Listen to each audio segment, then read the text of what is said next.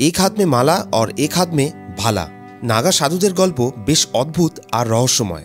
আপনাদের অবশ্যই জানতে ইচ্ছা করবে কুম্ভ মেলার শাহী স্নানের সবথেকে প্রথম অধিকার নাগা সাধুদের কেন। স্পেশালি এই ভিডিওতে নাগা সাধুদের নিয়ে কথা বলবো, যে চরিত্র এই কুম্ভ মেলার প্রধানতম চরিত্র। তো আজকের আমি যেখানে দাঁড়িয়ে রয়েছি এটা হলো সেক্টর 20। নাগা সাধুদের টেন্ট অনেক জায়গাতেই রয়েছে, সেক্টর 20-তে আমি একটু বেশি পেলাম। তো এখানে পরপর পিছনে যতগুলো টেন্ট রয়েছে কিন্তু নাগা সাধুদের টেন্ট রয়েছে। তো এনাদের যে হিস্ট্রি, এনাদের যে গল্প সেটা একটু জেনে আসি। সাধু নাম হলেও এরা যেমন শাস্ত্র পাঠ করেন, আবার একইভাবে অস্ত্রও চালাতে পারেন। ভারতে মোগল আক্রমণের সময় এরা সনাতন ধর্মের রক্ষার জন্য বহু যুদ্ধও করেছেন, তাই এখনও এনাদের হাতে ত্রিশূল দেখা যায়। ধর্মরক্ষার এই শক্তি আর সাহসিকতার জন্য নাগা সাধুদের রাজকীয় সম্মান দেয়া হতো, আর তাই শাহী স্নানের সবথেকে প্রথম অধিকার এই নাগা সাধুদের। নাগা শব্দের অর্থ পাহাড়। এই নাগা সাধুরা কোথায় থাকেন, কোথা থেকে আসেন, কিভাবে থাকেন তা অনেকের কাছেই অজানা। নিজেই নিজের পিণ্ড দান করে নির্বস্ত্র হয়ে সারা জীবন কাটানোর যে মানসিক শক্তি, সেটা কেউ হয়তো স্বপ্নেও ভাবতে পারে না। ঠান্ডা, গরম আর বৃষ্টিতেও নাগা সাধু একইভাবে ছাই ভাষ্য মেখে জীবন কাটায়। ধর্ম রক্ষা করার জন্য তপস্যাই যথেষ্ট নয়, তার সাথে অস্ত্র শিক্ষারও প্রয়োজন। অনেকে মনে করেন এই নাগা সাধুদের পরম্পরা সিন্ধু সভ্যতার থেকেও পুরানো।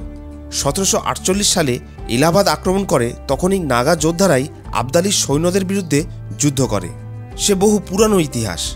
ধীরে ধীরে আমাদের সমাজ পরিবর্তন হলো, আর আমরা আমাদের চালচলন, আচার আচরণ বদলে ফেললাম। আর এই নাগা সাধুরা নিজেদেরকে এই আধুনিকতা থেকে সরিয়ে পাহাড়েই নিজেদের জায়গা করে নিল।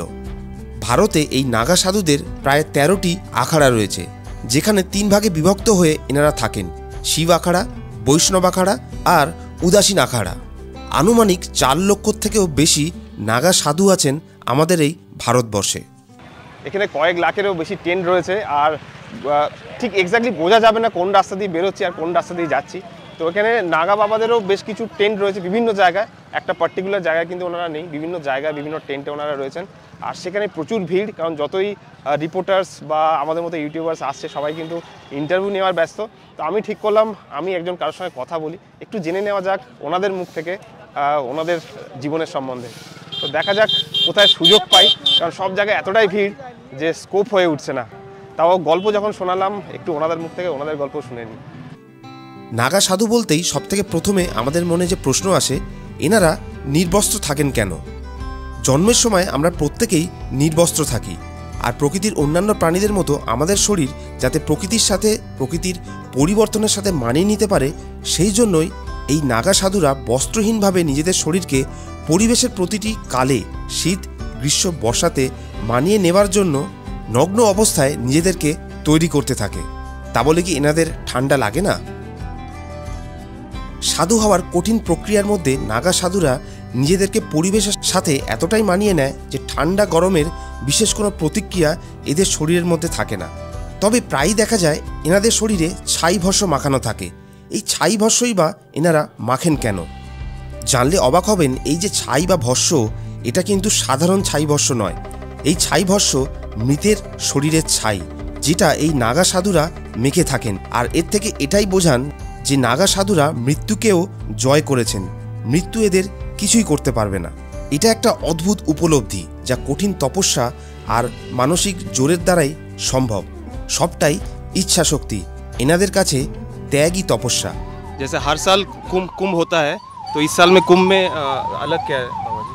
ये कुंभ में अलग है, ये भव्य कुंभ है, दिव्य कुंभ है, महाकुंभ है, यज्ञ समान कुंभ है। ये कुंभ कई सालों में एक बार आते हैं जी। ये कुंभ बार बार आते नहीं जी, ये कई सालों में एक बार कुंभ आते हैं। तो एक विशाल कुंभ समझ लो इसको। इस कुंभ में सब भक्त को आना चाहिए, अपन पाप का उद्धार करें, अपने विश्व का कल्याण करें। और बाबा जी आपका जो ये धर्म की रक्षा हो, गौ की रक्षा हो, ये हमारा हट है। उर्दू बहुत तपस्या और जीवन भर की अकन।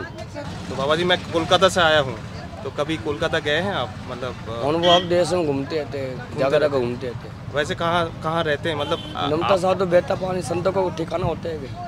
अच्छा, नहीं कुंभ के मेले में हर साल आते हैं आप? कुंभ में आते हैं, महाकुंभ में आते हैं। अच्छा, तो हर कुंभ में आते हैं हम लोग। अभी 6 साल बाद और कुंभ आ रहा, हमारा कुंभ में आएगी, इसमें भी आना है। अच्छा, वो सवाल और उदास हमारा गुरु भाई है, दोनों गुरु भाई हम लोग। अच्छा, तो अभी जितना दिन कुंभ चलेगा आप यहीं पे? जब तक हम ये पूरा कुंभ करके यहीं बैठे विराजमान है। तो आप ऐसे हाथ मतलब कितने साल ये से त्याग दिया जीवन बड़ा 9 साल हो गए। 9 साल से ऐसे? हाँ जी। তো এই নাগা বাবাদের বা নাগা সাধুদের স্পেশাল ভিডিও কেমন লাগলো অবশ্যই কমেন্টস করে জানাবে। তো এই রকম কুম্ভ মেলাতে প্রচুর আলাদা আলাদা ক্যারেক্টার রয়েছে, আলাদা আলাদা গল্প রয়েছে, যতগুলো পারবো আস্তে আস্তে অল্প অল্প করে তোমাদের সঙ্গে শেয়ার করব। তো এর পরের ভিডিওতে আরেকটা ইন্টারেস্টিং গল্প কিন্তু অবশ্যই শেয়ার করব। চ্যানেলটিকে এখনও যদি সাবস্ক্রাইব না করে থাকো সাবস্ক্রাইব করে নিও। আজকের কুম্ভ মেলার দ্বিতীয় পর্বে আজকের যে গল্প শোনালাম সেটা নাগা সাধুদের নিয়ে।